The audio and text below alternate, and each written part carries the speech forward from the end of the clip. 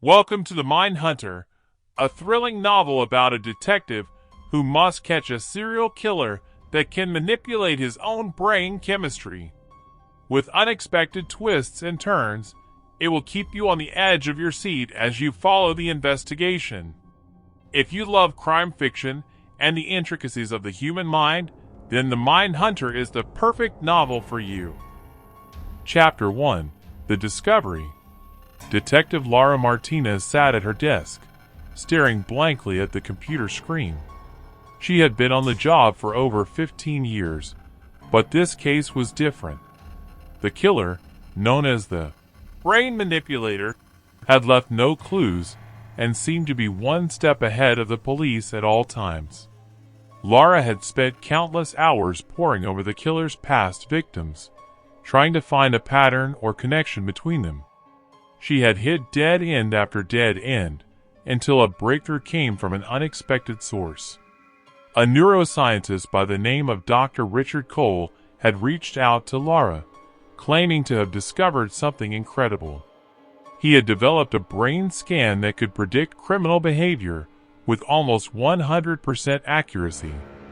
Lara was skeptical at first, but when she saw the results of the brain scans, she knew she had to take a chance.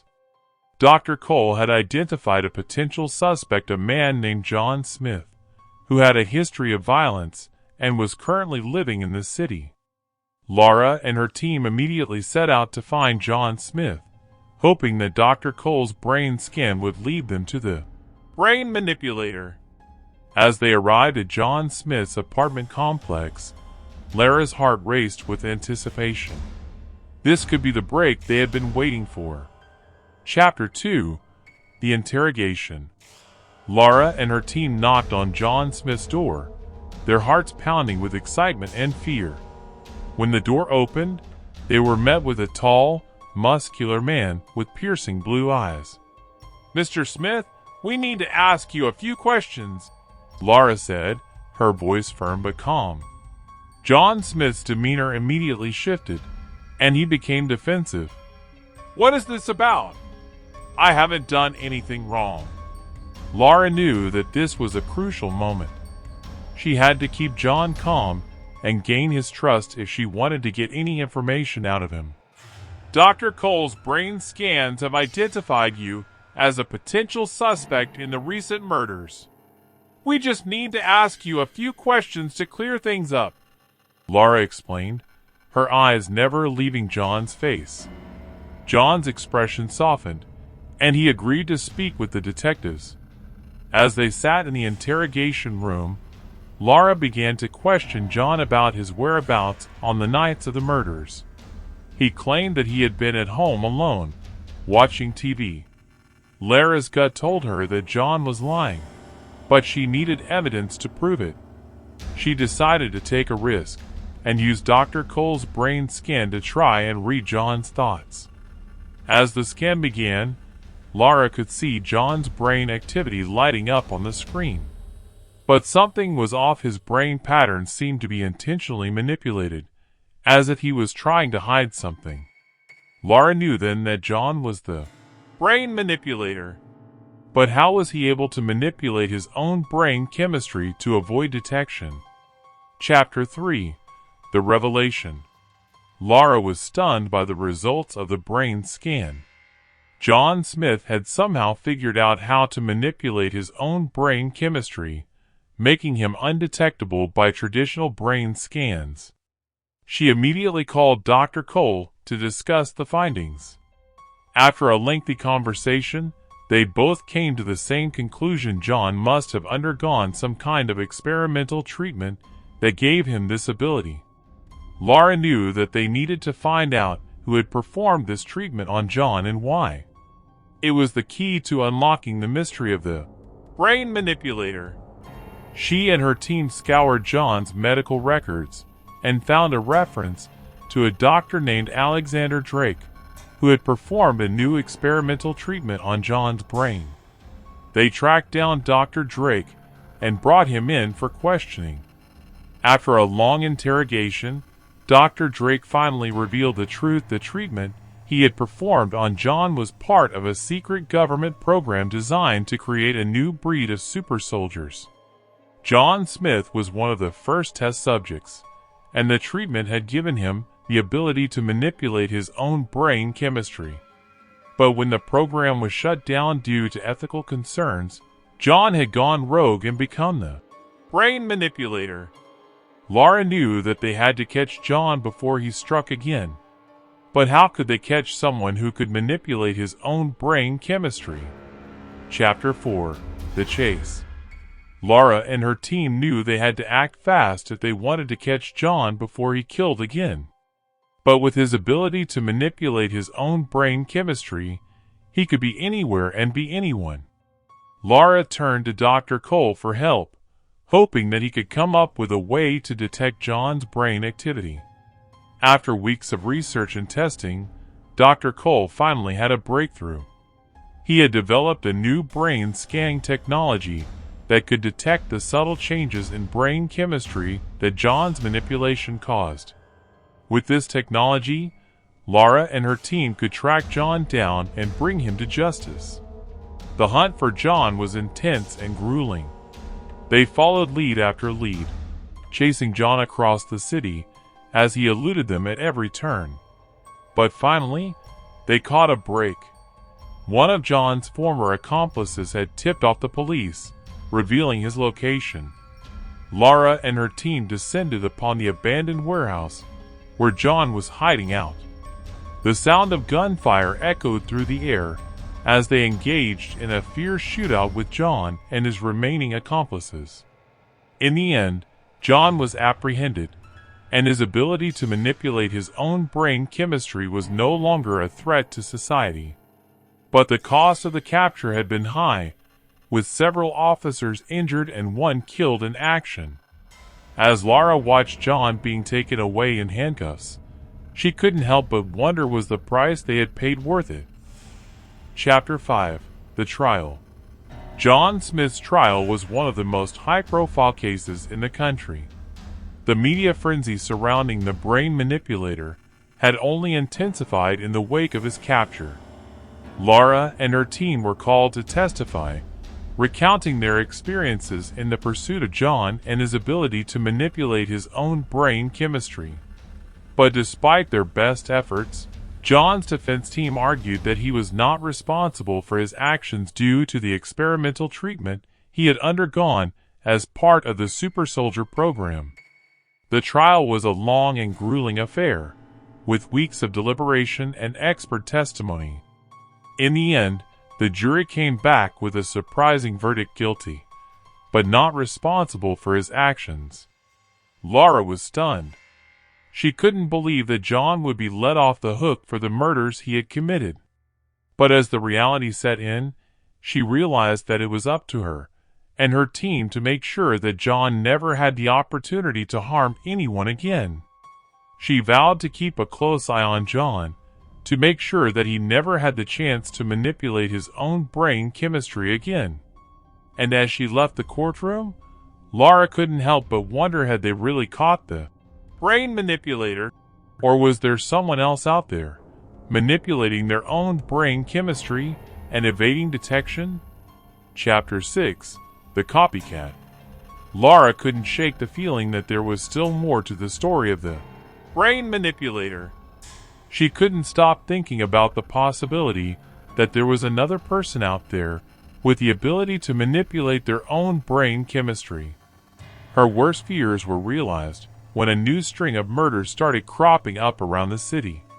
The MO was eerily similar to the killings that John Smith had committed, but this time, he was still behind bars. Lara knew that they had a copycat on their hands, someone who had somehow figured out how to manipulate their own brain chemistry and was now using it for evil. She and her team worked around the clock to catch the new killer, following leads and tracking down witnesses. But the copycat was smart, and they were always one step ahead. It wasn't until they caught a break in the form of a witness who had seen the killer's face that they were able to make an arrest. The new killer was revealed to be a former lab assistant who had worked on the same super soldier program as John Smith. He had been jealous of John's ability to manipulate his own brain chemistry, and had spent years trying to replicate the treatment. In the end, the copycat was brought to justice, and Lara could finally breathe a sigh of relief. But the realization that there could be more people out there with this ability still hung over her head. She knew that they had to keep looking, keep searching for any hint of this dangerous ability, because the last thing they needed was another brain manipulator on the loose. Chapter 7: The Revelation.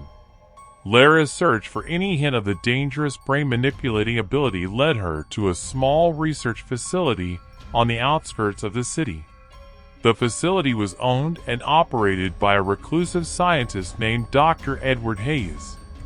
Lara was determined to find out what Dr. Hayes was working on, and whether he had any knowledge of the super soldier program that had created John Smith and the copycat killer. She and her team launched a full investigation, combing through files and questioning staff members. But they hit a dead end at every turn, with no evidence to suggest that Dr. Hayes had any involvement in the program. It wasn't until Lara snuck into Dr. Hayes' lab one night that she finally found the answers she had been searching for.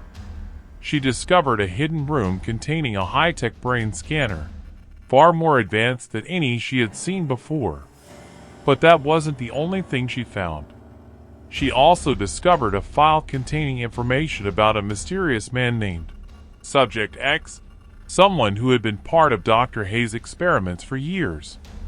As Lara delved deeper into the file, she realized with a sinking feeling that Subject X was none other than John Smith himself.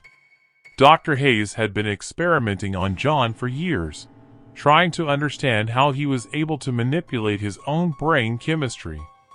And in the process, he had created a monster. Lara knew that she had to act fast if she wanted to put a stop to Dr. Hayes' dangerous experiments. She and her team stormed the facility, arresting Dr. Hayes and shutting down the lab for good. But as she left the facility, Lara couldn't help but wonder how many more Subject X's were out there, being experimented on in secret. Chapter 8: The Hunt Begins Again. The revelation about Dr. Hayes and his experiments left Lara reeling. She couldn't believe that there were people out there still conducting dangerous experiments on human subjects, all in the name of scientific progress. But as she dug deeper, Lara realized that Dr. Hayes was just the tip of the iceberg. There were countless others out there, conducting experiments in secret and using unsuspecting subjects for their own gain. Lara knew that she had to put a stop to it, no matter what it took. She and her team launched a new task force, dedicated to hunting down anyone involved in these dangerous experiments. It was a long and difficult journey, but Lara and her team were able to make some major breakthroughs. They shut down several labs, arrested dozens of scientists, and rescued numerous test subjects who had been trapped in these experiments for years. As the months passed, Lara began to feel like they were finally making a real difference. But she also knew that there was still so much more work to be done.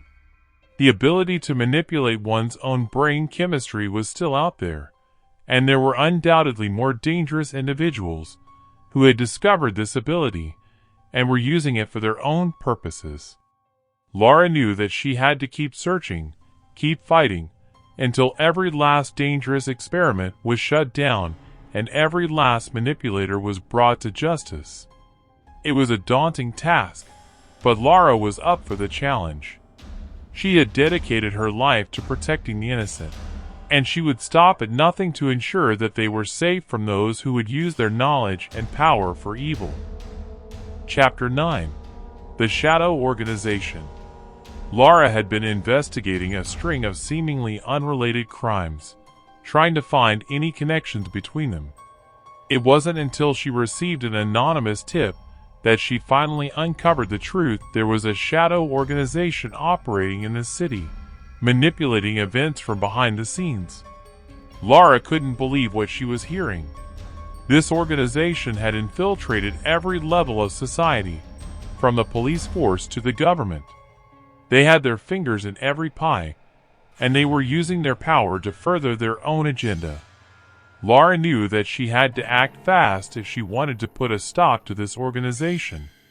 She and her team launched a full investigation, using all the resources at their disposal to track down the members of the organization and uncover their plans. As they dug deeper, Lara began to realize just how deep this conspiracy went. The organization had been operating for years, manipulating events to further their own goals, and they were willing to do anything to keep their secrets safe. But Lara was determined to bring them to justice. She and her team worked tirelessly, piecing together clues and gathering evidence. And finally, they had enough to make their move. Lara and her team stormed the organization's headquarters, arresting every member they could find. They uncovered reams of evidence, proving that this organization had been responsible for some of the most heinous crimes in the city's history. As the members of the organization were led away in handcuffs, Lara couldn't help but feel a sense of satisfaction. They had been brought to justice, and the city was safer for it. But she also knew that there were others out there, waiting to take their place. The fight for justice never ended, and Lara was ready to face whatever challenges came her way. Chapter 10: A New Threat. Lara had been on edge for weeks, ever since she had received a cryptic message from an unknown source. The message had been short and to the point. "They're coming for you." At first, Lara had dismissed it as a prank or a hoax. But as time went on, she began to feel like someone was watching her every move. She couldn't shake the feeling that she was being followed, that someone was always one step ahead of her. And then the attacks began. First, it was just little things: her car wouldn't start, her phone was hacked. But soon, it escalated to full-blown attacks on her home and her family. Lara knew that she had to act fast if she wanted to protect herself and those she loved. She called in every favor she could, using all her connections to try and uncover the source of the threats. It wasn't until she received another message, this one with more information, that she finally had a lead. The message pointed her towards a wealthy businessman with ties to organized crime. Lara knew that confronting this man would be dangerous, but she also knew that it was the only way to stop the threats once and for all.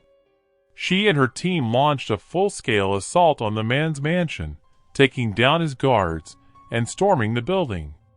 But what they found inside was beyond anything they could have imagined. The businessman had been working on a new technology, one that would allow him to manipulate people's brains with a single thought. Lara knew that this technology couldn't be allowed to fall into the wrong hands. She destroyed the machines and confiscated all the data, making sure that the businessman would never be able to use it again. As the dust settled, Lara couldn't help but feel a sense of relief. The threats had been neutralized, and she had stopped a new and dangerous technology from falling into the wrong hands. But she also knew that there would always be new threats, new dangers lurking around every corner. And she was ready to face them head-on, no matter what it took. Chapter 11: The Betrayal. Lara had always been able to trust her team implicitly. They were like a family to her, and she knew that she could rely on them no matter what. But one day, everything changed. Lara received a tip that one of her team members was secretly working for a rival organization, feeding them information and sabotaging Lara's investigations. At first, Lara couldn't believe it. How could someone she trusted so completely turn on her like this? But as she dug deeper, the evidence became impossible to ignore. Lara knew that she had to act fast if she wanted to stop this traitor from doing any more damage. She and her team set a trap, luring the traitor into a false sense of security before pouncing and apprehending them. But even as the traitor was led away in handcuffs, Lara couldn't help but feel a sense of betrayal. How had she not seen this coming? How had she let someone so close to her become a threat to everything she had worked for? As she processed her emotions, Lara knew that she had to focus on the future. She had to rebuild her team, find new members that she could trust implicitly, and she had to be more vigilant, more aware of the dangers that lurked around every corner. The betrayal had been a wake-up call, a reminder that even those closest to us can turn on us in an instant. But Lara was determined to learn from her mistakes and become stronger because of them. Chapter 12. The Missing Piece. Lara had always been a lone wolf, relying on her own instincts and expertise to solve cases. But as she faced new and more complex threats, she began to realize that she couldn't do it all on her own. She needed a partner, someone who could complement her skills and offer a different perspective on the cases they worked on. And she found that partner in Detective Mark Johnson. Mark was a seasoned detective, with years of experience and a reputation for getting results. But what Lara appreciated most about him was his ability to see things from a different angle, to challenge her assumptions, and push her to think outside the box. Together, Lara and Mark tackled some of the most challenging cases they had ever faced. They worked long hours, poring over evidence and following leads until they finally cracked the case. For the first time in a long time, Lara felt like she had found a missing piece in her life. She and Mark were a great team, able to accomplish things that neither of them could have done on their own. As they wrapped up their latest case, Lara couldn't help but feel grateful for the partnership she had found. She knew that there would always be new challenges and new threats, but with Mark by her side, she felt confident that they could handle anything that came their way. Chapter 13. The Red Herring. Lara and Mark were knee-deep in their latest case, trying to track down a notorious gang leader who had been eluding the police for years. They had been following leads for weeks, but every time they thought they were getting close, the trail went cold. Then, one day, they received a tip that the gang leader was hiding out in a remote cabin in the woods. Lara and Mark rushed to the location, guns drawn and ready for a fight. But when they arrived, they found the cabin empty. It had been abandoned for years, and there was no sign of the gang leader or anyone else. Lara couldn't believe it. Had they been led on a wild goose chase? Had someone intentionally given them false information to throw them off the trail? As they left the cabin, Lara spotted a strange symbol painted on a nearby tree. It was a red herring, a classic tactic used by criminals to mislead the police and throw them off their scent.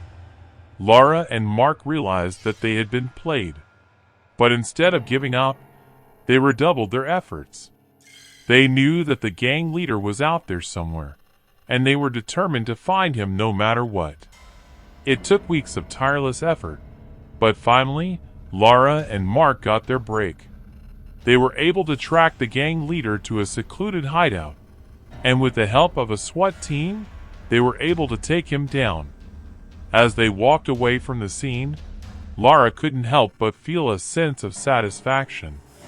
They had been fooled by the red herring, but they had never given up. And in the end, they had succeeded. Chapter 14. The Betrayal. Lara and Mark had been working on a high-profile case involving a powerful politician. They had spent months gathering evidence, building a case, and preparing for trial. But just as they were about to present their case to a grand jury, they received a shocking piece of news. One of their key witnesses, a former aide to the politician, had been found dead in her apartment.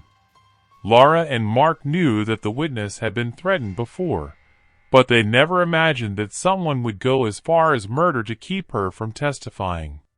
The investigation into the witness's death led them down a dark path, and they soon realized that there was more at play than they had initially thought.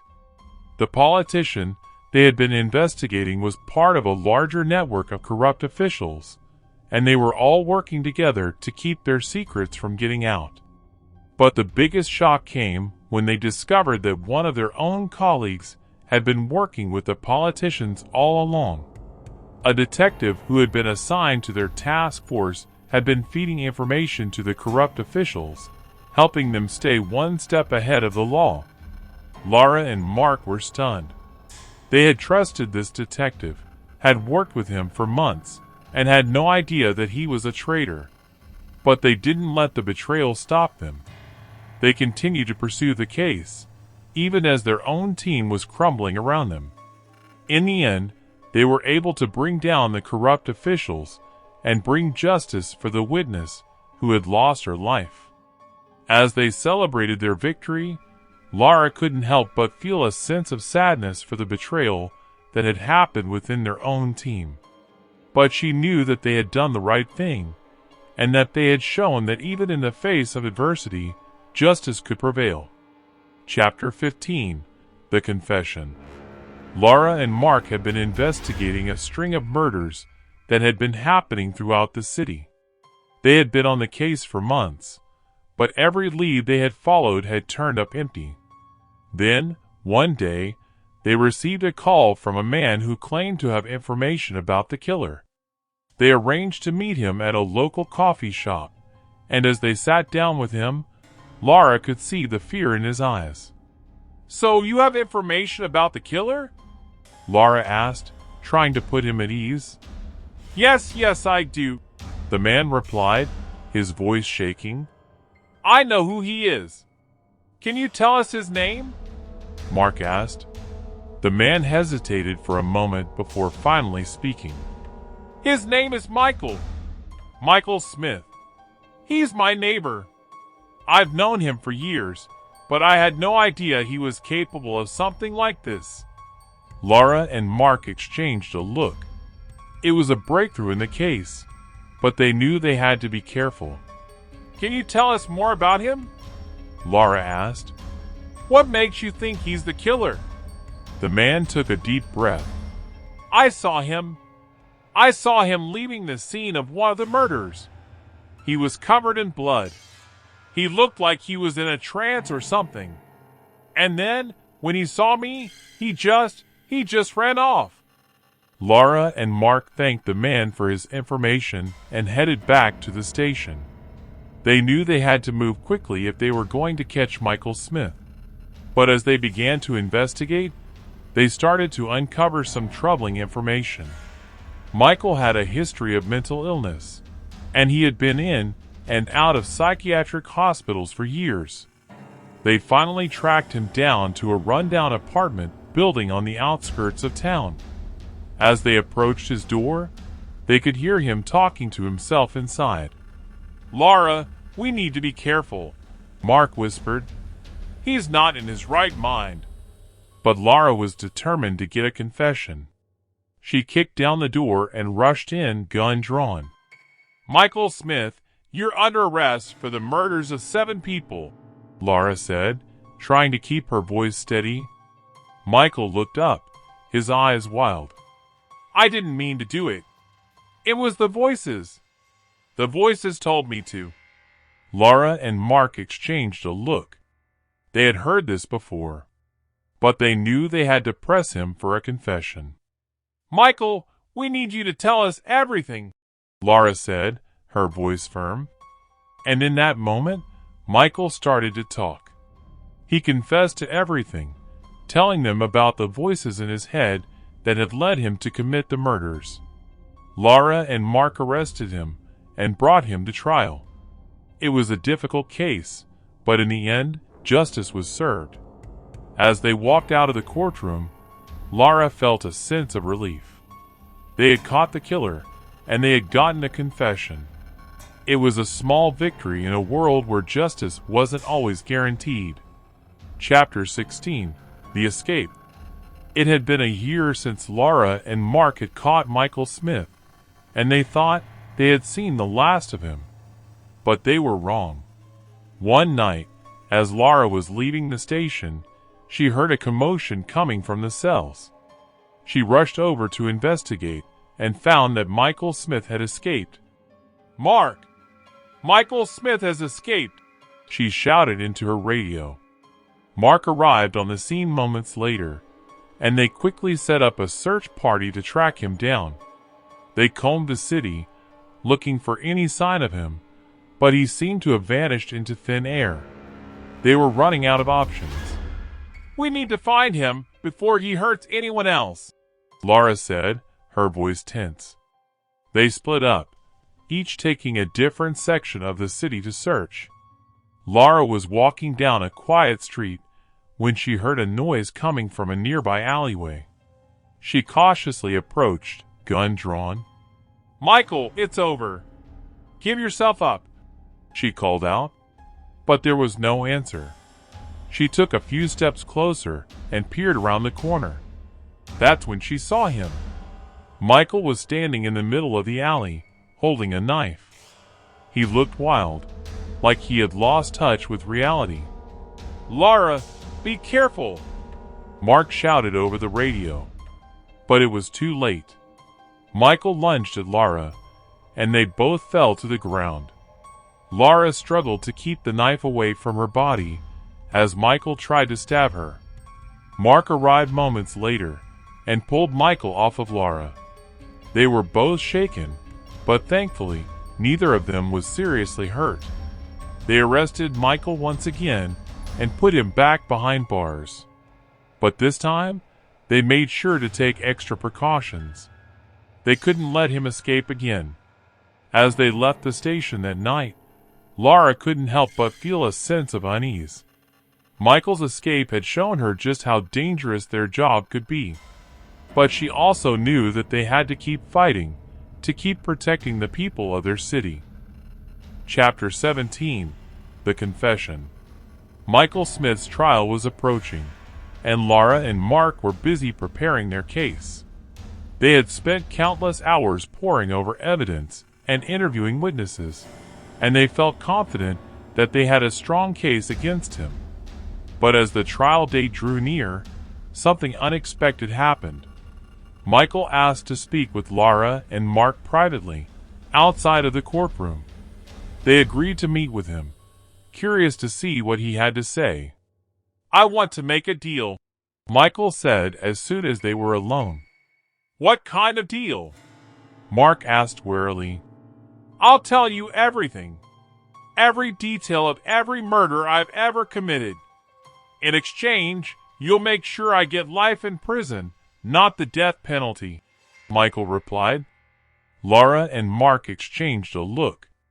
They knew that getting a confession from Michael would be a huge victory for their case, but they also knew that they couldn't promise him anything in return. "We can't make any promises, Michael," Lara said. "But we'll do everything we can to ensure that your cooperation is taken into consideration." Michael nodded, and for the next several hours, he told him everything. Every gruesome detail of every murder he had committed over the years. Lara and Mark were horrified by what they heard, but they also knew that this confession could be the key to putting Michael behind bars for good. At the trial, Michael pleaded guilty to all charges, and his confession was entered into evidence. The judge, taking into account his cooperation, sentenced him to life in prison without the possibility of parole. As they left the courtroom that day, Lara and Mark couldn't help but feel a sense of satisfaction. They had finally caught a killer, and justice had been served. Chapter 18. The Aftermath. The trial was over, and Michael Smith was behind bars for the rest of his life. Lara and Mark had done their job, but the case had taken a toll on both of them. They had seen the worst of humanity, and it had left a mark on their souls. They were both struggling to come to terms with what they had witnessed, and they knew that it would take time to heal. One day, a few weeks after the trial, Lara received a letter in the mail. It was from Michael Smith. She opened it, unsure of what to expect. But what she read surprised her. In the letter, Michael expressed remorse for what he had done. He said that he had been lost, that he had felt like he had no other choice but to commit those horrible crimes. But he also said that he was now seeking help, that he was determined to try to make amends for what he had done. Lara was skeptical, but she was also moved by Michael's words. She showed the letter to Mark, and they both agreed to keep an open mind. Over the next few months, they received more letters from Michael. In each one, he seemed more sincere, more determined to turn his life around. Lara and Mark decided to visit him in prison, to see for themselves if he was really trying to change. They arrived at the prison and were escorted to the visiting room. Michael was there, waiting for them. "Thank you for coming," he said as they sat down. They talked for hours, and as they did, Lara and Mark began to see a different side of Michael. He was no longer the cold, calculating killer they had known before. He was a broken man, trying to make sense of his life and his actions. Lara and Mark left the prison that day with a newfound respect for Michael. They knew that what he had done could never be undone, but they also knew that he was trying to make a difference, even if it was from behind bars. As they walked out of the prison, they both felt a sense of closure. They had caught a killer, but they had also seen that even the worst of humanity could sometimes find redemption.